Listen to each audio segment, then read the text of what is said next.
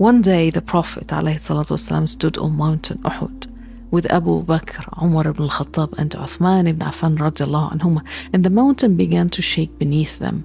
And the Prophet said to the mountain, "Be firm, Uhud, for upon you stands a Prophet, a Siddiq and 2 martyrs."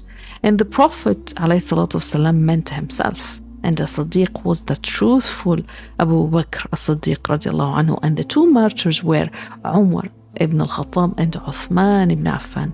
And here Umar ibn al-Khattab and Uthman ibn Affan came to know that their end was to be martyrs. And years later, the Prophet ﷺ passed away. Then Umar ibn al-Khattab was killed, and he was the first martyr. And after him came Uthman ibn Affan's turn. And near the end of Uthman's ruling, the disputes came up among Muslims, and some rebels surrounded his home as they wanted him to give up his position.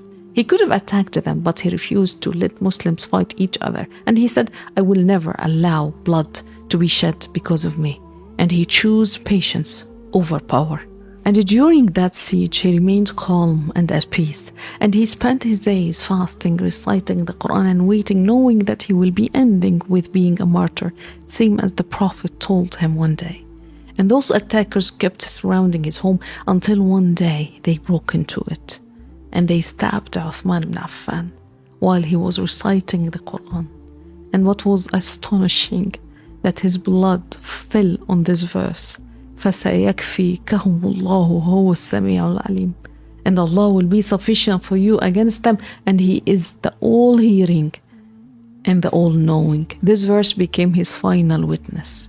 As for those who killed him, though they weren't known that day, but every one of them had met their end later, as Allah subhanahu wa ta'ala had promised to take care of that when He said Allah will be sufficient for you against them.